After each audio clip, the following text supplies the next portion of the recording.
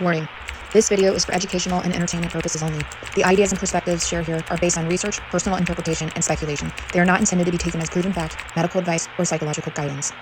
If you have experienced trauma or are struggling with your mental health, I encourage you to seek professional help and support. Your discretion is advised, as some topics discussed may be triggering. Have you ever wondered if the life you're living isn't entirely your own? Do you have strange gaps in memory or childhood experiences that don't make sense? What if you were programmed to be who you are today? This isn't about fear, this is about awareness. Many people grow up with signs of early conditioning, also called Monarch programming. Today, I'm sharing 9 signs of Monarch programming, but more importantly, what you can do about it now. The first sign of Monarch programming is if you have a gap in your memory. Gaps in memory are often related to early childhood trauma, fear, and dissociation. Many claim gaps in memory could also be related to a certain pink drink that a lot of kids remember taking in childhood.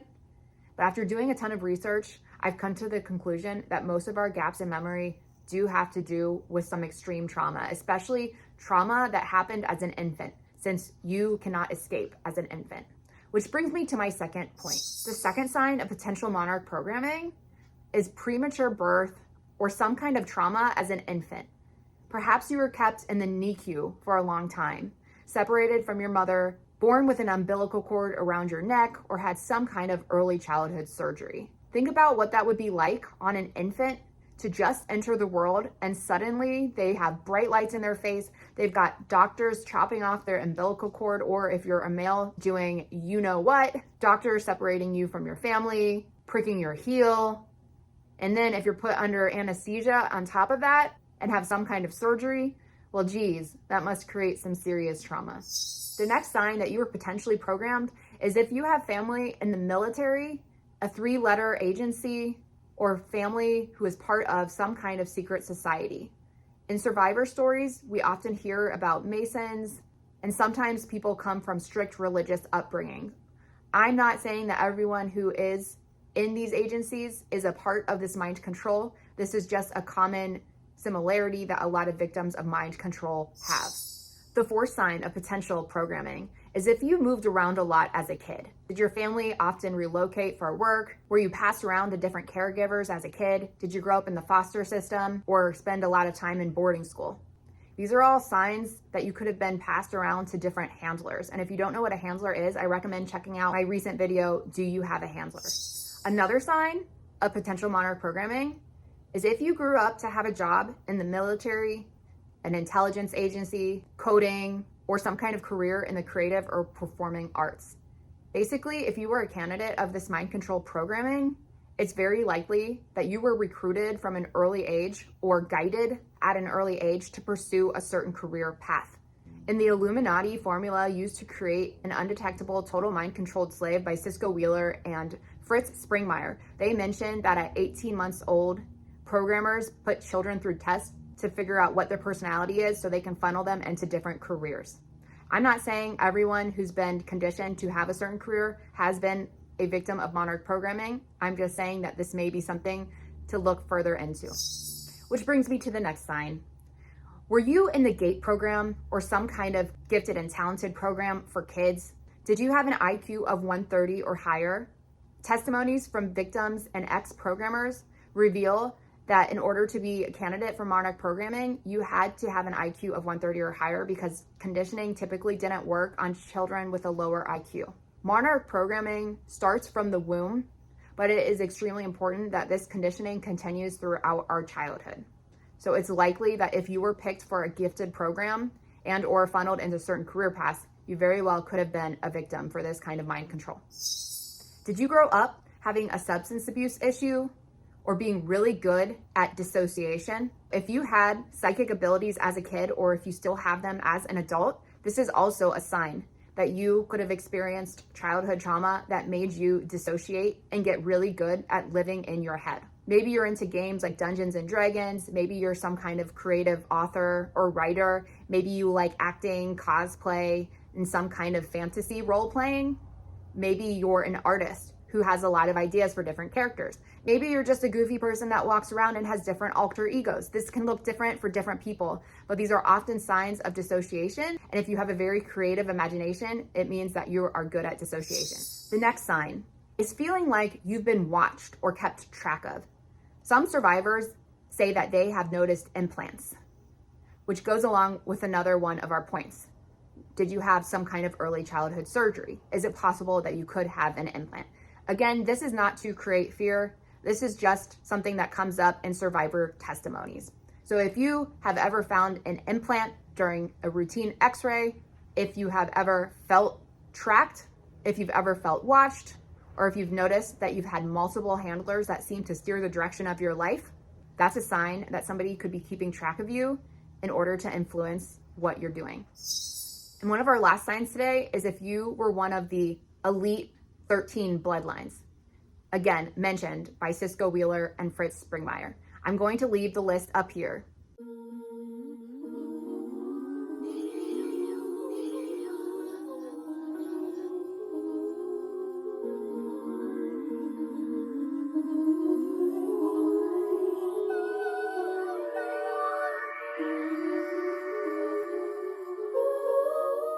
Again, this is all based on speculation, survivor testimonies, and information from ex-handlers. This book I'm referencing came out in the 90s, so it's possible that all of these testimonies are not 100% accurate and that programming tactics could have changed in that time.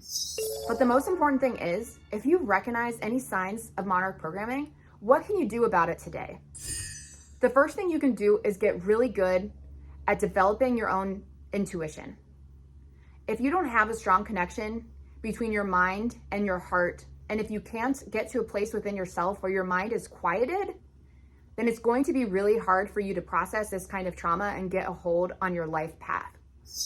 When I was deprogramming myself, one of the first things I did was cut out the use of substances because they made my mind foggy and they were a sign that I was trying to dissociate. Rather than casually being able to use a substance, I sought out substances because I wanted relief and I wanted escape from reality because I could not deal with my unprocessed trauma. Or shall I say, I did not know how because I was not equipped with the appropriate tools to do so. I grew up feeling isolated, alienated, and like nobody understood me until I found another friend who had also struggled with substance abuse and also struggled with early childhood trauma. So I started to follow him around to 12-step meetings. And by doing so, I was introduced to a process of clearing trauma called the 12 steps. I've created an adapted version of the 12 steps in my psychic development and remote viewing mastery course, because the most important thing when it comes to mind control is learning how to process our trauma in a way where we can empower ourselves rather than be a continuous victim. This isn't about blame or revenge. This is about personal empowerment and taking what happened to us and finding a way that we can use it to our advantage and for our own betterment. That's what I've been able to do with my childhood trauma. And once I quit substances, it made it a lot easier for me to take an honest look at myself. So once we clear our trauma, it is much easier to start to discern between your anxiety and your fear and your intuitive guidance. What I've learned from doing this kind of work is that my intuition speaks to me quietly, confidently. It doesn't yell, it doesn't scream, and it doesn't sound like anxiety, which often sounds like incessant chattering, and it's often rooted in fear. They say that depression is when we think too much about the past, and anxiety is caused from thinking too much about the future.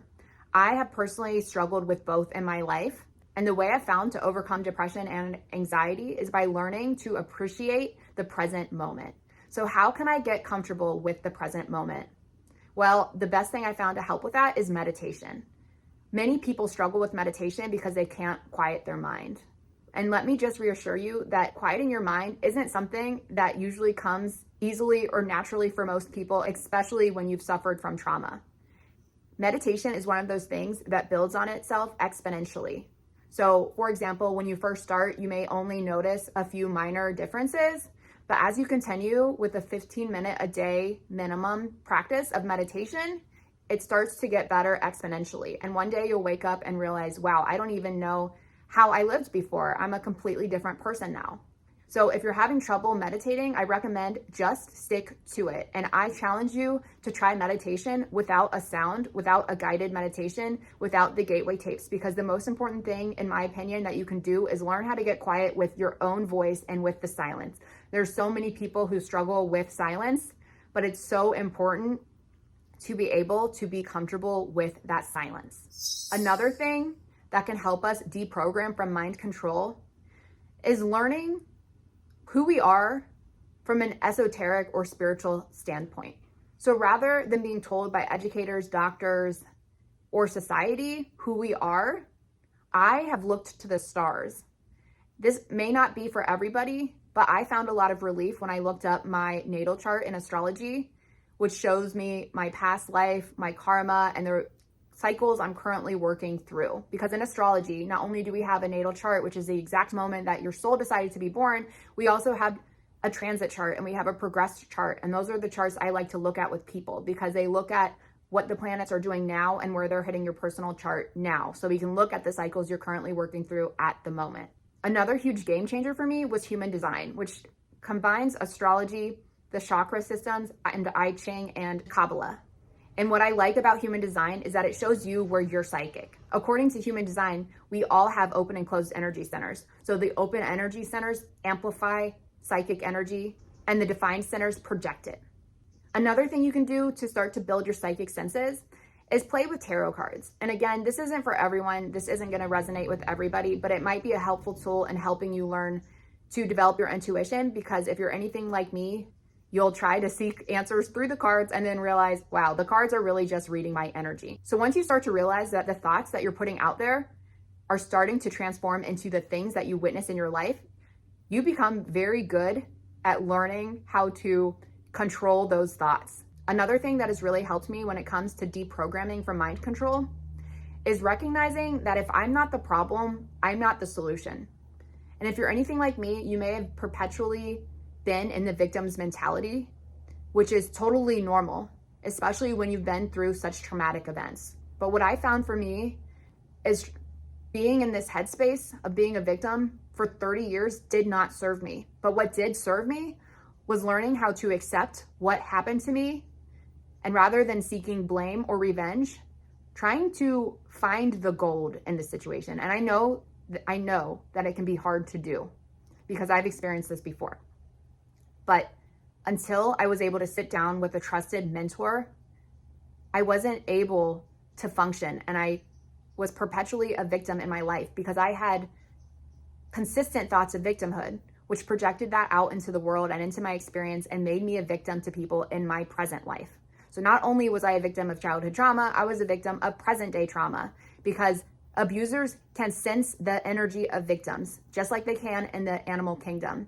And I heard recently that if you're trying to avoid a predator, the best thing you can do is look them in the eyes. So the best thing that you can do with your childhood trauma and your fear is look it directly in the eyes and say, I refuse to be a victim anymore. Thank you for helping me find empowerment, courage to face my fears.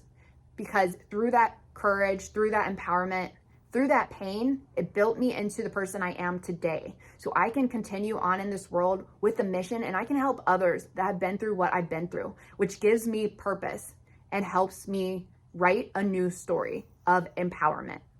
Mind control is not a joke. Mind control is a very serious issue. And if you notice any of these signs, I highly recommend reaching out to a therapist or support group. I also have created a psychic development and remote viewing mastery course to help people recover from trauma. I am not a doctor. This is not my professional opinion. I'm just trying to provide extra tools that can work in tandem with seeking professional help. So if you are interested in working with a mentor one-on-one, then go ahead and check out the link in my description or check out my psychic development and remote viewing mastery course. I hope this video has been helpful. Stay tuned and subscribe for more content on deprogramming from mind control.